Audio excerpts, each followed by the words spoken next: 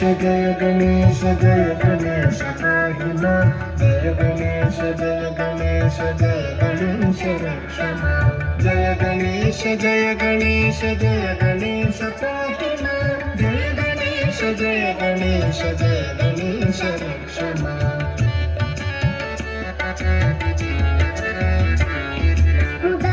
मुदाकरातमोदकं सदा विमुक्तिसाधकं कलाधरावतं तकं विलासि लोकरक्षकम् अनायकैकनायकं विनाशुते भदैत्यजं नताशुभाशुनाशकं नमामि तं विनायकम् जय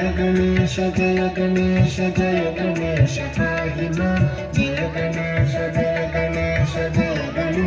रक्ष मां जय गणेश पाहि मां जय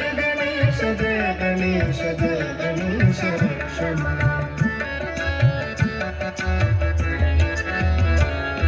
न तेतरातिभीकरं न बोधितार्कभास्वरं न मत्सुरारिनिर्जरं न ताधिकापदुद्धरं सुरेश्वरं निधीश्वरं गजेश्वरं गणेश्वरं महेश्वरं तमाश्रये परात्परं निरन्तरम् जय गणेश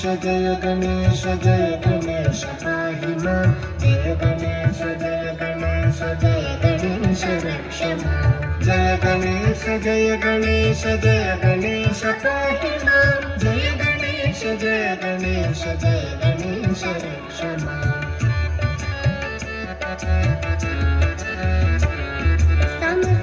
समस्तलोकशङ्करं निरस्तदैत्यकुञ्जरं तरेतरोदरं वरं वरेव वक्त्रमक्षरं कृपाकरं क्षमाकरं मुदाकरं यशस्करं मनस्करं नमस्कृतं नमस्करोमि भास्वरम् जय गणेश पाहि मां जय गणेश रक्ष मां जय गणेश पाहि मां जय गणेश रक्ष मां अकिञ्चनार्तिमार्जनं चिरन्तनोक्तिभाजनं पुरारिपूर्वनन्दनं सुरारिगर्वचर्वणं प्रपञ्चनाशभीषणं धनञ्जयादिभूषणं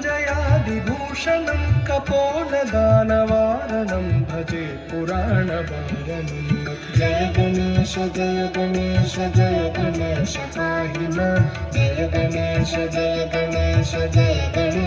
रक्ष मां जय गणेश पाहि मां जय गणेश रक्ष मां जय गणेश पाहि मां जय गणेश रक्ष मां जय गणेश पाहि मां जय गणेश रक्ष मां जय गणेश रक्ष मां जय गणेश रक्ष मां जय गणेश रक्ष मां Wow, that was very beautiful. ఎంత ముద్దుగా చేసావు శ్రీనిక. So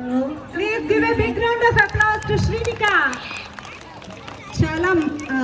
అర్థవంతంగా చేసింది కదండి, చిన్న చిన్న స్టెప్స్ అక్కడ వచ్చే సాంగ్కి తగ్గట్టుగా చాలా ముద్దుగా చేసింది. గ్రేట్ జాబ్ నాన్న, ఆల్ ద బెస్ట్.